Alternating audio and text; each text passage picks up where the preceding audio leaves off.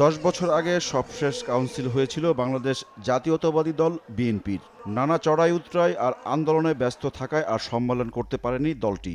নির্বাচনের পর জোরে সোরে আলোচনায় বিএনপির কাউন্সিল। দলের সর্বোচ্চ নীতি নির্ধারণী ফোরাম স্থায়ী কমিটির সবশেষ সভায়ও ওঠে বিষয়টি, তবে চূড়ান্ত সিদ্ধান্ত হয়নি। সময় সংবাদকে দেয়া একান্ত সাক্ষাৎকারে বিএনপির মহাসচিব মির্জা ফখরুল ইসলাম আলমগীর জানান, দিনক্ষণ ঠিক না হলেও এবছরই হচ্ছে দলের কাউন্সিল। তার আগে হবে তৃণমূলের সম্মেলন। কাউন্সিল আমরা আশা করছি এবছরই হবে এবং আমরা তার জন্য যে প্রয়োজনীয় ব্যবস্থা আমরা সেটা নেব। এটা খুব শিগগিরই হবে।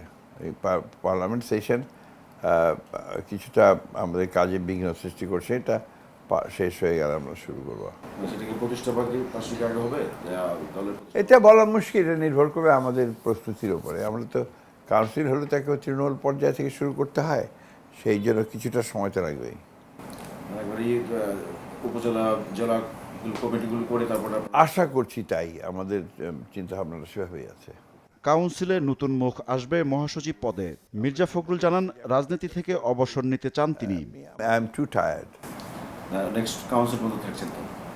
তা তো থাকতেই হবে, নিয়ম তো তাই। আমি কাউন্সিল করে আমি একটু আপনার যাকে বলে যে আমি একটু অবসর নিতে চাই। I have enough is enough. আমার বহুত বয়স হয়ে গেছে, অসুস্থ হয়ে গেছি, এখন it's better to retire from politics.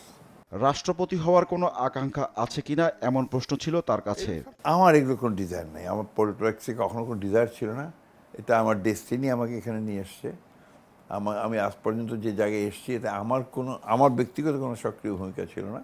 আমার কাজটা হয়তো ছিল, কিন্তু আমার নিজের ইন্টেনশন ডিজায়ার থেকে আমি এখানে এসেছি, এটা আমি কখনোই মনে করি না। 2011 সালের মার্চে ভারপ্রাপ্ত মহাসচিব হন মির্জা ফখরুল ইসলাম আলমগীর। 2016 সালের কাউন্সিলের পর থেকে সামলাচ্ছেন মহাসচিবের দায়িত্ব। ইমরুল আহসান, সময় সংবাদ, ঢাকা।